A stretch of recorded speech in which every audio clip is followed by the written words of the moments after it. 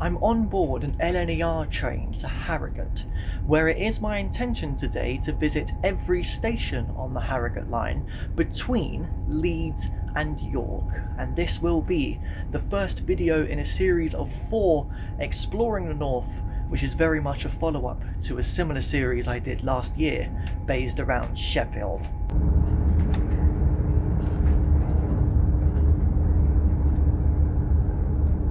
So I thought that I would start with Horsforth, which is the intermediate station that the fast trains call at between Leeds and Harrogate. Though interestingly, you can't get on an LNER train here. If you want to go Harrogate, you can only get a northern service. This just makes it easy to tick off this station right now rather than wait half an hour for the next local stopping service, because although the fast trains do call here, Horsforth doesn't seem like the most interesting place, I will admit, so I'm kind of glad just to get this done quite quickly. It has gone wrong immediately though, because I was about to just go one stop and wait half an hour there, but the train behind is cancelled, and that's not an interesting place to wait at for an hour. So I'm going to change my plan a little bit and just head straight to the end of the line now, the penultimate stop before York, and then I'll just work my way back to Leeds throughout the entire day. And the penultimate station before York is Poppleton, which is quite possibly the best named station on this line. I was quite intrigued by it, and apparently it derives from Pebble Farm. So I did consider immediately getting the train back, but I'm not allowed through the level crossing, and it's a manual crossing gate as well, which is quite rare nowadays. So it looks like I'm here for half an hour. You can see how the tracks go to a single line down there, so the trains do have to wait for each other. That does give me enough time to walk up to the village green, which I did think about doing initially anyways. I just thought maybe I could catch the earlier train to kind of make up the half an hour that I've probably lost now. Well, at least I made it across the level crossing before the train back, so I don't get stuck here for another half an hour. It's a really old wagon beside the station here. What's that doing there? This also makes me wonder whether this site was perhaps an old goods yard for Poppleton Station.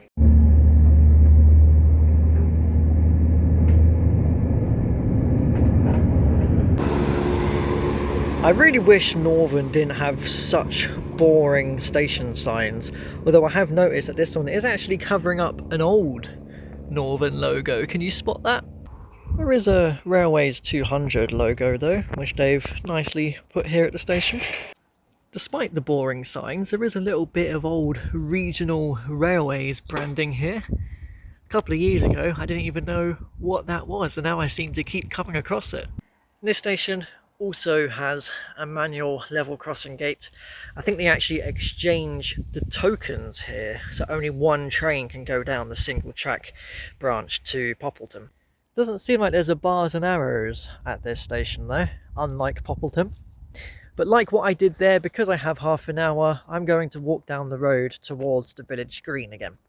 So there seems to be a few settlements around here that carry the Hamerton name, but the station specifically serves Kirk Hamerton.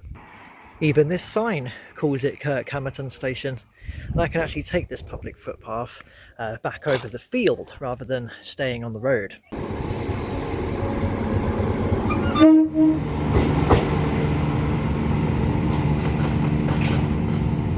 So I was going to be forced to have half an hour here at Cattle no matter what, because this is where the trains pass each other. Except the next train to York is cancelled, so there's no actual return service. Out of all of the stations so far, this one feels like it's the most in the middle of nowhere. The village of Cattle itself, which I think is smaller than both Poppleton and Hamerton, is quite a while away down that road. I'm not even going to bother with that one. And the only thing I can really find to tell you about this place is that the station is actually situated on an old Roman road here, so that's pretty cool.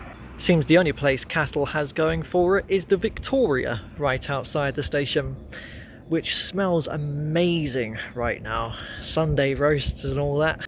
I have managed to find another regional railways sign though. This one still mentions British Rail, BR. Funnily enough, the sign next to it is a little bit more up to date. NR. National Rail, Network Rail. It works for both, I guess. So you can see just how little there is around the station. But I've just noticed behind this map, we're talking about boring northern signs, there's an old one. That's much better. Add a bit of colour to it. It's nice to see the signal boxes still in use on this line. I can say less about the station buildings though. No, the station building's entirely been gutted out in there. Can you see the the fireplace on the floor? I didn't realise that the best way to show you that Cattle is a passing loop is to just wait half an hour for the next train when neither of them are cancelled. So I have visited 1,000 railway stations in the country. I wanted this to be quite a prominent station. Leeds or York could have been quite good, but I'm in the middle of the line right now, and a lot of the stations today are very much ones which I just have to do, but I know that some of them are going to be very, very nice. And under original plans, Harrogate was going to be station 1000, which is a prominent place, but it is instead ended up being Knaresborough, which is quite fitting, because it's actually this station which has made me want to come out to this line in the first place. I've wanted to come here for about 9 years now or so. When I did my Sheffield series last year, I visited every station on the line up to Matlock, and I titled that video "The Railway Line I've Most Wanted to Travel On." Well, I would say this was second on that list, purely because of Knaresborough alone. So I'm really looking forward to getting the opportunity to explore it now. I was going to give myself an hour here, but the next 2 trains towards Leeds is cancelled, so I have an hour and a half instead, which I think is fine, because I think I was going to be rushing a little bit anyways. I like that I now got a bit more time to take it all in.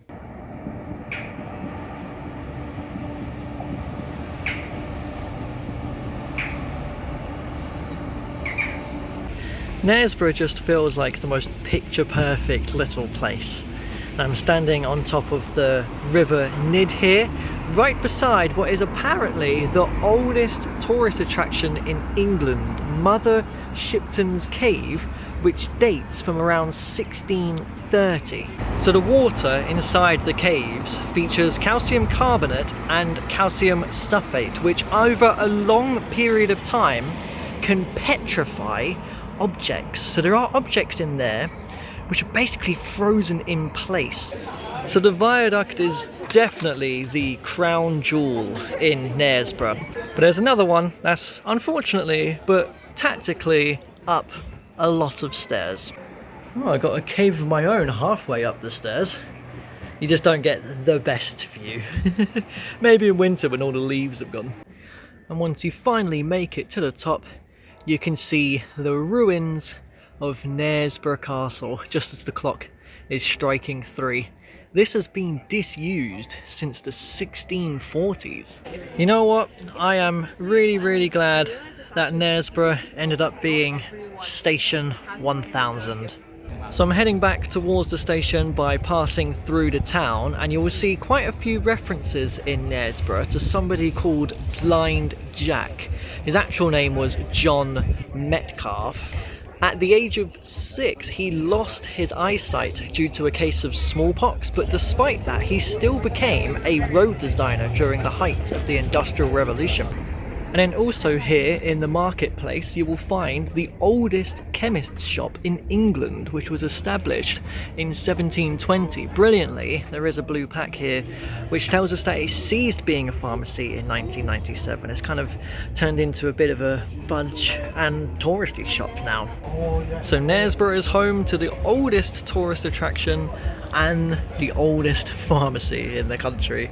Love that, there's so much history here. Also, just one more thing quickly from my station 1000, and yes, I am actually back at the station now, believe it or not. From here on out, I'm not going to say visited station anymore, when I throw up the number on screen. The reason why I did that in the first place is because I initially was trying to stop at all the stations, and then that evolved into visiting every station. So I had two different lists. But then when I realized I'm actually visiting all the stations, I don't really need the count for ones stopped at.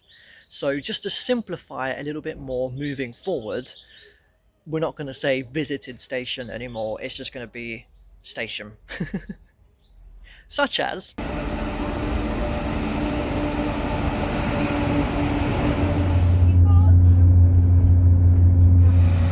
So the next station is basically another passing loop, and the level crossing barriers were only up for about 40 seconds after my train left.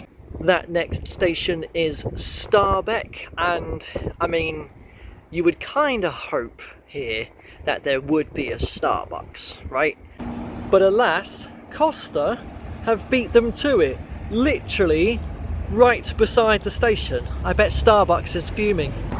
Also, I've never quite seen a bars and arrows sign like that. So small in comparison to the nameplate. And unlike the other stations so far, because this is a much more busier area, there are proper level crossing barriers and not the manual ones. You know, I don't think I've ever actually stood underneath a level crossing barrier before. So Starbeck is very much a subdivision of Harrogate. It's basically the suburbs, and there's not a whole lot around the station apart from the Star Inn here, which looks quite nice. Not that it seems to be a Star Inn anymore. There's a great timeline of history here at Starbeck Station, which shows how the line through Harrogate between Leeds and York was once two separate railways. They both opened around 1848, but then the connection was brought through in 1862, and there's quite a significant curve for trains to serve Harrogate. There was a direct line that avoided Harrogate straight to Panel, which is one of the stations we'll visit later, but that closed in 1951. So there are disused railways in the area, which would be quite cool to go and explore. But I just don't quite have the time in the half an hour here at Starbeck. With how much I loved Knaresborough though, I would be down to come back to this line one day and give certain areas a bit more of an exploration, rather than today just dealing with all of the stations. In fact, this station did open as Harrogate and Knaresborough, as on that original line this was situated between the two and there wasn't a better station for either of them towns. And when I've typed the name in to my notes, it does actually autocorrect it to Starbucks, funnily enough.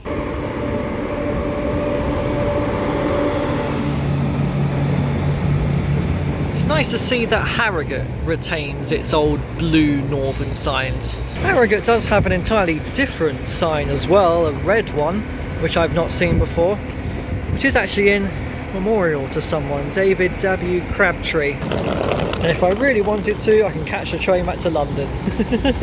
So Harrogate looks lovely, doesn't it? I feel like we all kind of know it's quite a nice place, but then you turn around and you look at the station and it's like,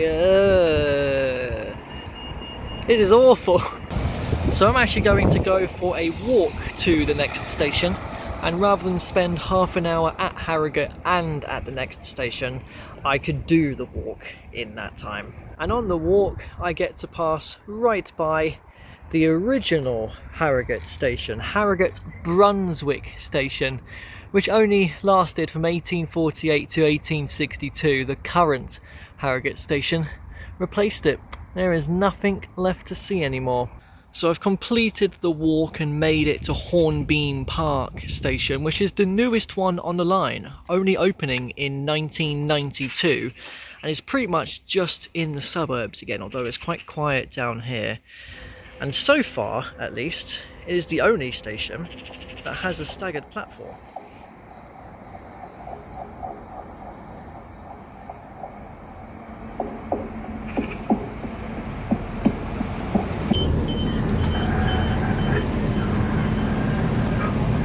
And with both trains here at the same time, This is another one that I'm basically forced to spend half an hour at rather than bounce back and forth to try and make up some time. So we'll do what we've done before and just take a quick wander around in the half an hour I have here. Well, I can't say that I've come across an old station building before which has turned into a co-op. That's unique to Panel. Or at least I assume it's unique to Panel. So at least one of the station buildings on this line has been reused for something.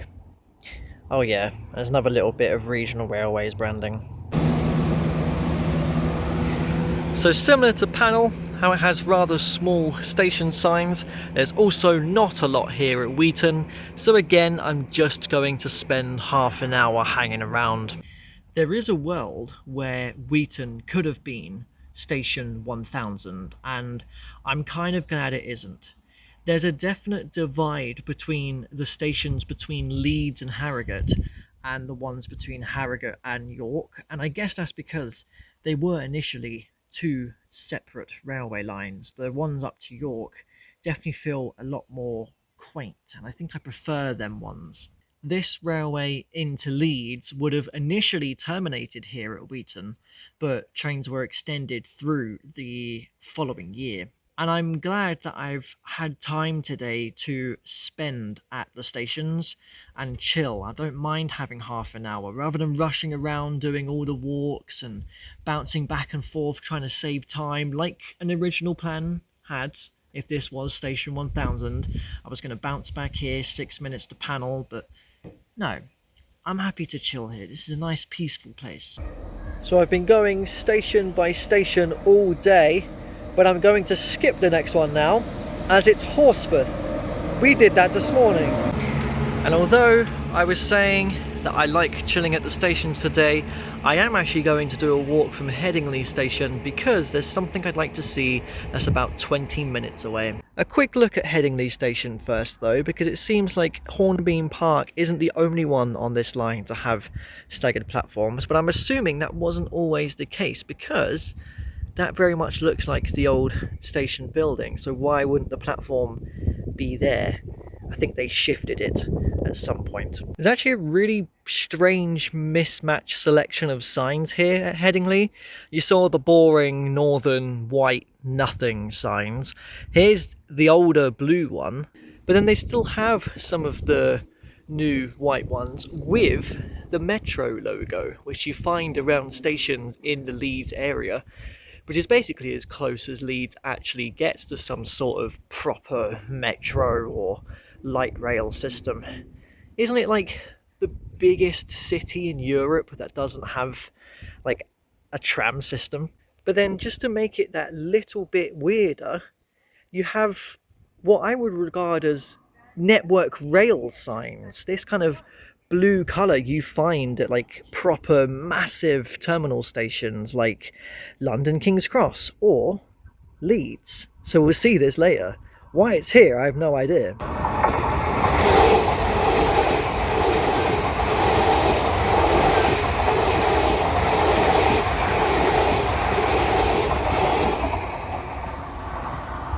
Since when did LNER switch from trains to bikes? And the thing I wanted to come and have a look at here in Headingley is this, the remains of Kirkstall Abbey, a victim of King Henry VIII's dissolution of the monasteries, which makes this a ruin nearly 500 years old, which is older than the ruins of Knaresborough Castle that we saw earlier. Oh wow, there is so much more to it than I thought. I can't believe just how much of the tower remains. That's incredible. You know, I did think at first, it's a shame it's barricaded and you can't actually go in to wander around the grounds. But there's so much more to it than I ever would have thought that I actually understand why they do this. Part of me did think, meh, I've seen Abbey ruins before. I can not miss a train from Headingley, get to Leeds quicker tonight. But no, I'm really glad I stuck to my plan and came to see this. This might be possibly the coolest Abbey ruins I've ever seen. I can get up close to these parts. This is more what I was expecting it to be. Not that. Wow. Seriously. Wow.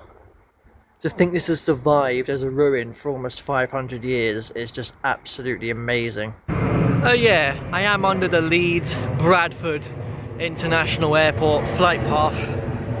There's no station that's a good location for that though. Alright, time to head back towards the station now. I get to do that right alongside the river. I think this river will eventually actually get to Leeds. And there we go, the last station I need in between Leeds and York. Of course, I've still yet to do Leeds or York. So if it wasn't for Hornbeam Park opening up 4 years later, Burley Park would be the newest station on the line, opening in 1988, but on the site of a previous station which would have served a royal gardens, which closed all the way back in 1858. And for the last time today, let's go for a half-an-hour wander. There is, just up the road, hidden in the suburbs, the Tetley's Rugby Stadium. I didn't think I would actually get a view into the stands over there. And I think it is attached to a cricket stadium as well, which would explain the cricket murals back at the station. Alright, here we are. The last train of today. There's still 3 more days to this adventure yet. And there we go. I have made it finally to Leeds. I've finally ticked off this station. But what about York?